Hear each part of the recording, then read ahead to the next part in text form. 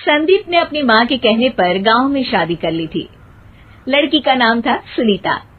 माँ का कहना था एकदम मॉडर्न बहू नहीं होनी चाहिए, लेकिन उन्हें नहीं पता था कि गांव से आने वाली बहू सुंदर सुशील तो होगी और उसको गांव से बाहर भी निकाल लाएंगे, लेकिन उसके अंदर का गांव कैसे बाहर निकलेगा।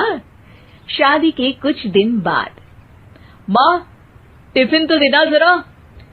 बेटा अब तो स्कूल नहीं ऑफिस जाता है, माँ से नहीं अपनी बीवी से टिफिन मांगा कर। ओके माँ। सुनीता टिफिन ले आओ। जी लो टिफिन, इसके अंदर पिस्ता डाल दिया है। पिस्ता? पिस्ता क्यों? सास जी ने बोला था ना कि आपको पिस्ता बहुत पसंद है। ओहो, मैंने पिस्ता नहीं पास्ता बोला था, पास्ता। पास्ता? कहीं होता है पास्ता? अरे बेटी तू रहने दे, मैं बना दूंगी। अच्छा किया कि पाव भाजी बनाने का नहीं बोला, वरना किसी के पाव बना देती है। सुनीता को बुरा लगता है, लेकिन उसकी नादान हरकतें कम नहीं होती। ऐसे ही एक दिन, अरे तुमने ये क्या लगाया है? अरे आप वो फूस फूस करके लगाते हैं ना, वही। डियो? का दियो? किसको दियो? अरे वही ना जिससे खुशबू आती है। हाँ हाँ सही पकड़े हैं। अच्छा लेकर तो आना। कौन सा डियो लगाया तुमने? अभी लेकर आते हैं जी। संदीप की बात मानकर सुनीता अंदर से खुशबू वाला फुसफुस लेकर आती है। ओएमजी! ओएमजी मतलब ओ माय गणेश ना। अरे ओएमजी छोड़ो, और ये खुशबू वाला फुसफुस की बात कर रही थी तुम? हाँ इसी की, फिर से सही पकड़े हैं। अरे देवी, लेकिन आप सही नहीं पकड़े हैं, ये डियो नहीं है। डियो नहीं है तो क्या लियो है? अरे ये रूम फ्रेशनर है, जिसको कमरे में छिड़कते हैं, खुद पर नहीं। कोई बात नहीं, माँ कहती थी आत्मा किराएदार है, शरीर एक किराए का कर्म। हम शरीर पे ये डाल लिए तो क्या फर्क पड़ जाएगा। अरे बहू, ओ बहू, मेरे लिए फल तो ले आ, फिर मैं बाजार जाऊंगी। सुनीता अपनी सास के लिए फल लेकर आती है।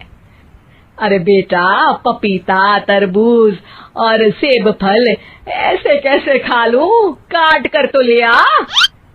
माँ जी, मेरे गांव में तो खेत से उठा के सीधा खा लेते हैं। अरे ये तेरा गांव नहीं है ना। अरे संदीप, तू ही कुछ समझा देना इसको बेटा। मैं कैसे समझाऊं माँ, ये तो माइक्रोवेव को भी भट्टी बोलती है।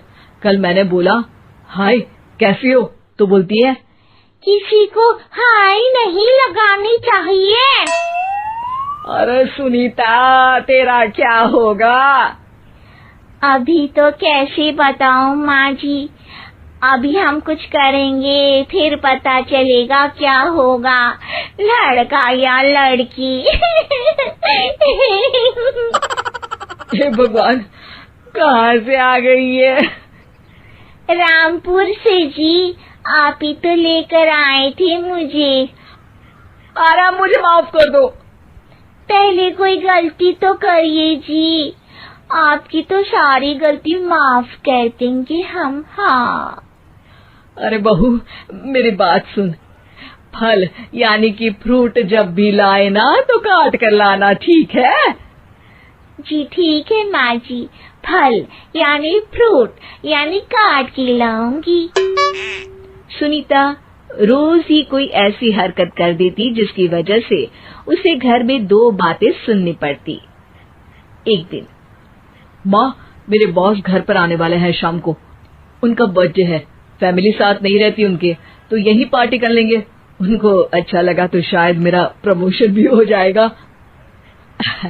मैं ना फ्रूट केक लाकर फ्रिज में रख दूंगी और तेरे साथ आज खाना मैं बनाऊंगी, ताकि जब साहब आए तो खाने में कोई गड़बड़ ना हो। शाम को जब सारी तैयारियां हो जाती है, संदीप के साथ बड़े साहब भी घर आते हैं। फ्रूट केक तो ले आना बहू, फिर खाना खाएंगे। अरे इस सब की क्या जरूरत थी, आपने बुलाया वही काफी है। सर, आपका परिवार शहर में नहीं है तो हम ही आपके परिवार जैसे हैं सर। इतने में ही सुनीता फ्रूट केक लेकर आती है और बड़े साहब की टेबल पर रख देती है, और जैसे ही केक के ऊपर का बॉक्स हटाती है, ओह, ये क्या है? केक तो कटा हुआ है, मैं तो ऐसा नहीं लाई थी। आप मुझे शाबाशी दे सकती है माँ जी, मैंने ही केक काट दिया। आपने कहा था ना, फल यानी फ्रूट यानी हमेशा काट के लाना, तो फ्रूट केक भी तो फ्रूट ही है ना, तो मैंने पहले ही काट लिया। हूँ ना मैं समझदार। अरे बहू, ये क्या किया? केक हमेशा वही काटता है जिसका जन्मदिन होता है। तुझे एक बात भी समझ नहीं आती, एक नंबर की बेवकूफ है। पूरा माहौल बिगड़ चुका था।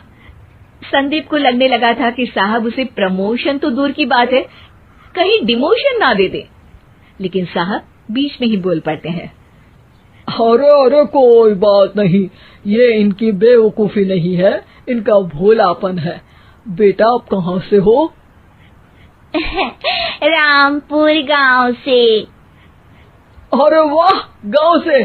फिर तो आपके गांव में ताजे फल और सब्जियां मिलते होंगे। हाँ, सही पकड़े हैं। हम तो काटते भी नहीं, सीधा खा लेते हैं। मैं ना एक बार तुम्हारे गांव घूमने जरूर चलूंगा। क्यों संदीप, ले चलोगे ना? मुझे गांव घूमना बहुत पसंद है। बस फिर क्या था, संदीप और सास दोनों खुश हो गए, क्योंकि साहब को सुनीता ने गांव की बात करके खुश कर दिया था। अब संदीप का प्रमोशन पक्का था। शिक्षा, कभी भी किसी भी गलती पर घबराना नहीं चाहिए। हो सकता है कि उस गलती की वजह से आगे बड़ा फायदा हो जाए।